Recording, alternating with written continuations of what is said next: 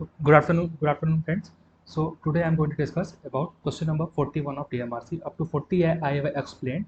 So 41 from 41 I am going to start. ठीक है. So इस क्वेश्चन में क्या हुआ है, जो जनरेटर दिया हुआ है एक डीसी शंट जनरेटर है जो 20 किलोवाट ट्रांसफर कर रहा है एट टर्मिनल वोल्टेज इतना टू रेसिस्टिव लोड. ठीक है. आर्मेचर और शंट रेजिस्टेंस दिया हुआ है. इंड्यूस ईएमएफ पूछा है किसमें, आर्मेचर में. तो सबसे पहले आप क्या करेंगे कि सबसे पहले आप डायग्राम बनाएंगे. किसका, सबसे पहले आप इसका डायग्राम बनाएंगे कि ये कैसा दिखता है, मतलब डीसी शंट जनरेटर जो होता है ये किस तरह सा होता है. ठीक है. तो याद रखना जब भी आप डीसी शंट की बात आएगी तो आप हमेशा जो डायग्राम बनेगा वो कुछ इसी तरीके का बनेगा. ठीक है. कि कैसे बनेगा कि भाई हमारा ये हो गया हमारा आर्मेचर वाला पोर्शन, आर्मेचर रेजिस्टेंस. ये हो गया आर्मेचर ईएमएफ जो बैक ईएमएफ जनरेट हो रहा है, या फिर बैक ईएमएफ जनरेट हो या बैक ईएमएफ पूरा जनरेटेड ईएमएफ हो. ये इसके क्रॉस हम लोड कनेक्ट करेंगे. और ये हमारा जो होता है ये होता है हमारा शंट रेजिस्टेंस आरएसएच. ठीक है. ये होता है शंट रेजिस्टेंस आरएसएच. ठीक. ये होता है आर्मेचर रेजिस्टेंस. ठीक. और ये होता है लोड वोल्टेज जो दे रहा है. ठीक है. अब इस क्वेश्चन में क्या बोल रहा है, इस क्वेश्चन में ये बोल रहा है कि यार तुमको निकालना है इंड्यूस ईएमएफ. ठीक है. तो देखो टर्मिनल इसकी वैल्यू दी हुई है. अच्छे से अगर आप इसको ध्यान से देखें तो क्या हो रहा है कि ये 100 ओम दिया हुआ है और जो टर्मिनल वोल्टेज दिया हुआ है वो आपका 100 दिया हुआ है, वो 200 दिया हुआ है. ठीक है.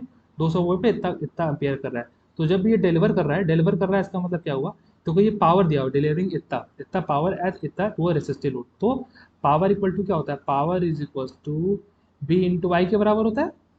ठीक है. और तो आई इक्वल टू क्या हो जाएगा, पावर जो कि 20 किलोवाट दिया हुआ है, 20 किलोवाट अपॉन 200 वोल्ट. ठीक है. तो जब आप काटेंगे तो यहाँ से क्या आंसर आएगा, 100 एम्पियर जो आएगा वो यहाँ लिखा हुआ है. ठीक है. ये 100 एम्पियर यहाँ पर आ जाएगा. ठीक है. 100 एम्पियर.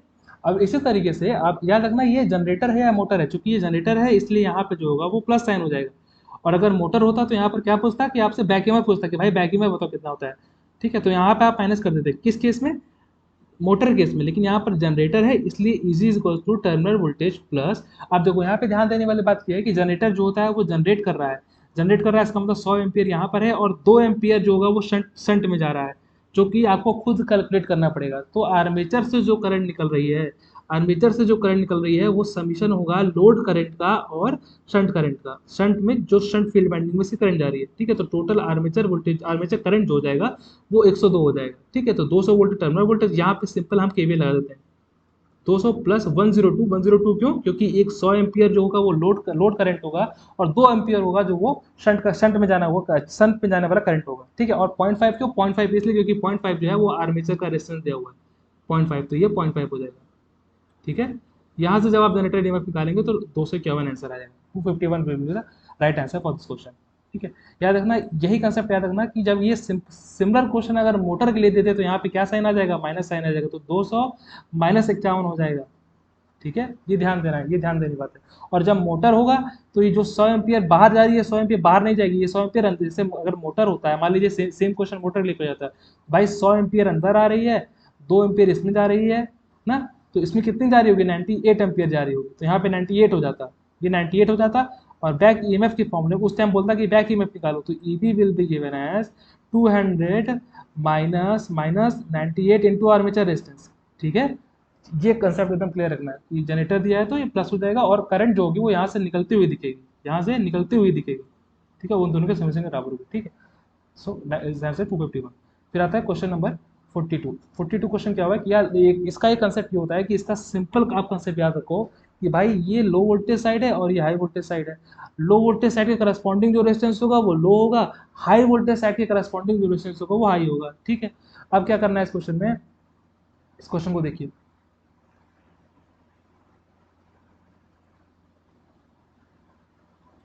इस क्वेश्चन में टर्न रेशियो निकाला गया. अच्छा. अब क्या हो रहा है कि प्राइमरी पूछ रहा है, कह रहा है कि भाई प्राइमरी साइड बताओ. प्राइमरी साइड एक बात बताओ भाई कि प्राइमरी साइड जो वोल्टेज है वो कम है. वोल्टेज अगर प्राइमरी साइड कम है तो जो रेजिस्टेंस मिलकर आएगा सेकेंडरी से वो कम हो गया आएगा. क्यों, क्योंकि secondary side low voltage side low resistance, high voltage side high resistance. ठीक है. तो वो कंसेप्ट अगर लगेगा तो देखो टर्न रेशियो यहाँ से आ जाएगा. टर्न रेशियो यहाँ से आने के बाद क्या होगा कि फिर आर प्राइमरी जो होगा यहाँ से आर प्राइमरी जब आप निकालेंगे तो ये क्या हो जाएगा 5, चूंकि आर प्राइमरी 5 दिया हुआ है, और प्लस 20 सेकेंडरी वाले को हमको प्राइमरी साइड वो रिफर करना है ना. तो ये ज़्यादा होगा या कम होगा? कम होगा। कम क्यों होगा? क्योंकि आप एक हाई रेजिस्टेंस को या एक रेजिस्टेंस को हाई वोल्टेज साइड से लो वोल्टेज साइड रिफर करेंगे। जब लो वोल्टेज साइड रिफर करेंगे तो इसकी वैल्यू हमेशा कम हो जाएगी। तो कितने अमाउंट से कम हो जाएगी? ये कम हो जाएगी, ये मतलब कि रेजिस्टेंस जो भी होगा R secondary upon a square, where a is the number of a is the turn ratio of the transformer. ठीक है, तो यहाँ पे घट जाएगा ये, तो इसलिए 5.2 ओम के बराबर हो जाएगा। जब भी रेफर करेंगे तो हमेशा कम वैल्यू, क्योंकि कम कम वोल्टेज साइड है तो कम रेजिस्टेंस होगा। सो इस तरह से रिफर किया जाता है। तो आर इक्विवेलेंट प्राइमरी जो होगा, इक्विवेलेंट प्राइमरी वो आर प्राइमरी जो पहले से था प्लस सेकेंडरी से तुम रेफर कर रहे हो, तो इसका आंसर जो होगा 5.2 आ जाएगा।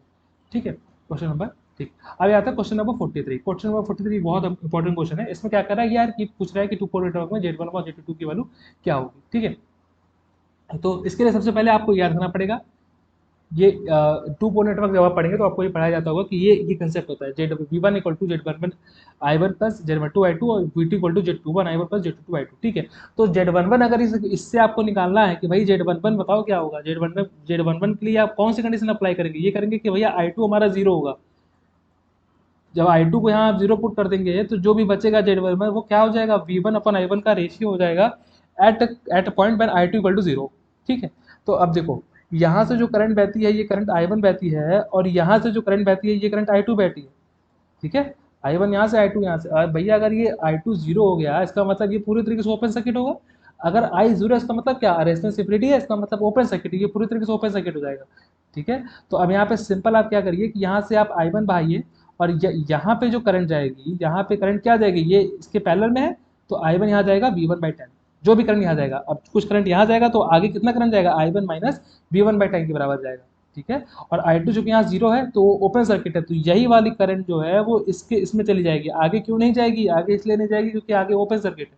ठीक है, तो यहाँ से करंट यहाँ चला जाएगा। अब यहाँ पे आप सिंपल जो है यहाँ से केवीएल लगाइए, केवीएल लगाइए यहाँ से, तो सिंपल जो क्या होगा, minus V one plus thirty I one V one minus ten plus 60 I one minus V one by ten. ठीक है, क्या कंसेप्ट है कि भैया जब भी हम जेड वन वन निकालेंगे तो आई टू को हमेशा जीरो पुट करेंगे, और आई टू को जीरो पुट करना है, और V one by I one निकालना है। ठीक है, उसको मतलब जीरो पुट करने का मतलब उसको ओपन सर्किट कर देना है, यहाँ से जो भी करंट बहेगी। अच्छा, लोगों को डाउट होता है यार कि पैरेलल में ये यहाँ पे करंट जाएगा कि नहीं जाएगा? बिल्कुल जाएगा। इस केस में चूंकि आप आई वन और वी वन का रेशियो निकाला है, तो इस कंडीशन में यहाँ पे बिल्कुल कंसिडर करेंगे कि इसमें करंट जाएगा। ठीक है, तो यहाँ से आपने इक्वेशन बनाई, यहाँ से केवल कैसे लगाया, सिंपल आपने सिंपल कैलकुलेशन की, तो यहाँ पे जेड वन का आंसर आ गया। तो यहाँ से आपको ऑप्शन तो मैच कर जाएगा, लेकिन मैं दूसरा कंसेप्ट बता रहा हूँ कि जेड टू भी अगर आपको निकालना पड़े कभी किसी कंडीशन में, तो आप कैसे निकालेंगे? तो भाई इसी इक्वेशन को देखो कि भाई Z V two is to Z two one I one plus Z two I two. ठीक है, तो जेड टू टू अगर आपको निकालना है तो आपको आई वन को जीरो पुट करना पड़ेगा, आई वन को जीरो पुट करना पड़ेगा। तो V two upon I two की जो बचेगा, आई वन अगर ये जीरो हो जाता है, ये टर्म अगर जीरो तुम पुट कर दोगे तो जेड टू टू क्या हो जाएगा? V two upon I two के बराबर हो जाएगा। तो I one equal to zero. ठीक है, अच्छा I one equal to zero का मतलब क्या? कि अब यू ओपन सर्किट हो जाएगा। अब यू ओपन सर्किट हो जाएगा तो जो आपने यहाँ किया है वही आपको यहाँ करना पड़ेगा, मतलब कि यहाँ से आई टू बहाओगे। ठीक है, फिर उसके बाद यहाँ पर कितना कितना जाएगा? वी टू बाई सिक्सटी जाएगा। क्यों जाएगा? क्योंकि 60 ओम के करस्पॉन्डिंग जो वोल्टेज है वो वी टू है, तो वी टू बाई सिक्सटी जाएगा। तो यहाँ पे जाने वाली जो करंट होगी वो I two minus V two by sixty के बराबर हो जाएगी। ठीक है, अच्छा जो करंट यहाँ जा रही है वही करंट इस 10 ओम में भी जाएगी। 10 ओम में क्यों जाएगी? 10 ओम में इसलिए जाएगी क्योंकि आगे जो है वो ओपन सर्किट है, आगे कोई भी करंट नहीं फ्लो करेगी। ठीक है, अब सिंपल यहाँ से हमने केवीएल लगा दिया, minus minus V two plus 30 I two minus V two by sixty plus 10 I two minus V two by sixty. क्यों? क्योंकि सारी करंट जो है इसमें बह रही है। यहाँ से जब आप डेट टू टू निकालेंगे तो 24 के बराबर आएगा। ठीक है, तो इसमें कंसेप्ट बस यही है कि आई वन आई टू को आपको जीरो पुट करने आना चाहिए, कि करने के बाद आपको केवीएल कैसे लगाना रहता है। ठीक है, so this is the concept. So इस आंसर इज बी। ठीक, फिर आता है क्वेश्चन नंबर 44। 44 कैसे सॉल्व करेंगे? 44 कुछ इस तरह से सॉल्व करेंगे, देखिए। अच्छा, एक बात मैं आपको बता दूं कि यार जैसे कि यहाँ पर आप ये समझो कि प्लस क्यू चार्ज अगर यहाँ पे प्रेजेंट है ना, और इनको इस पॉइंट पे इलेक्ट्रिक फील्ड निकालना है या फोर्स निकालना है, तो यूनिट चार्ज अगर यहाँ पर है या इस पॉइंट पे यूनिट, यही पूछेगा भाई फोर्स निकालो यहाँ इलेक्ट्रिक फील्ड निकालो, तो आप क्या करोगे? आप सिंपल ये करोगे कि भाई अगर ये यूनिट चार्ज है तो हमेशा प्लस मानोगे इसको, कि प्लस वन चार्ज होगा, ये प्लस वन कूलम चार्ज होगा। तो ये प्लस प्लस प्लस एक दूसरे को रिपल करता है, तो उसके वजह से फोर्स आएगा या जो इलेक्ट्रिक फील्ड आएगा वो हमेशा इसको रिपल करने की कोशिश करेगा, तो एफ वेक्टर इसका इधर लगेगा। ठीक है, लेकिन अगर यहाँ पर माइनस क्यू चार्ज लग दिया और कह रहा है कि भैया यहाँ पे फोर्स निकालो, इस क्यू की वजह से कितना फोर्स लगेगा इस पे, तो भाई ये माइनस क्यू है, और जब भी बोलेगा कि इस पॉइंट पर निकालो, इस पॉइंट को बोलेगा, तो इस पॉइंट को हमेशा आप +1 कूलम मानोगे, 1 कूलम मानोगे। तो अब भैया ये माइनस है और ये पॉजिटिव है, तो इसको अपने तरफ अट्रैक्ट करेगा, इसलिए इसका जो फोर्स का डायरेक्शन होगा वो इस डायरेक्शन में होगा। ठीक है, अब इस क्वेश्चन को पढ़िए।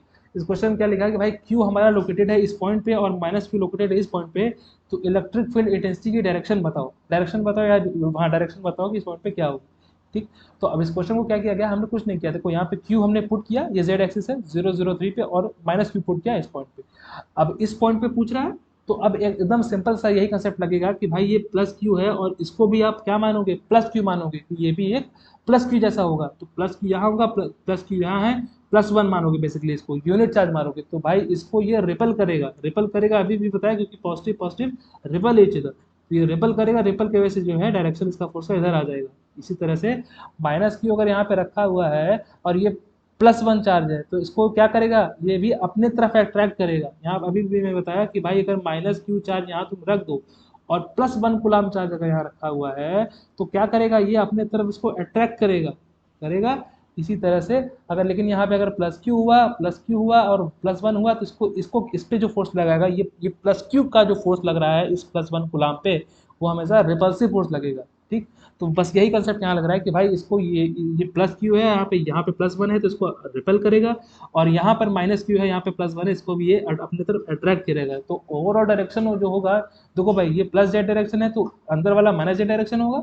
इसी तरीके से ये +Y डायरेक्शन है, तो नीचे वाला कौन सा डायरेक्शन हो जाएगा, -Y डायरेक्शन हो जाएगा। इसी तरह से प्लस एक्स अगर इधर है, तो पीछे क्या हो जाएगा, -X हो जाएगा।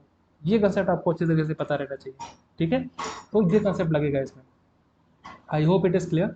सो इसका जो आंसर हो जाएगा वो क्या हो जाएगा, क्योंकि उधर लगेगा दोनों फोर्स, उधर लगेगा, तो उधर कौन सा डायरेक्शन है भाई, उधर -Z डायरेक्शन है। So right answer for this question is -Z, negative Z direction.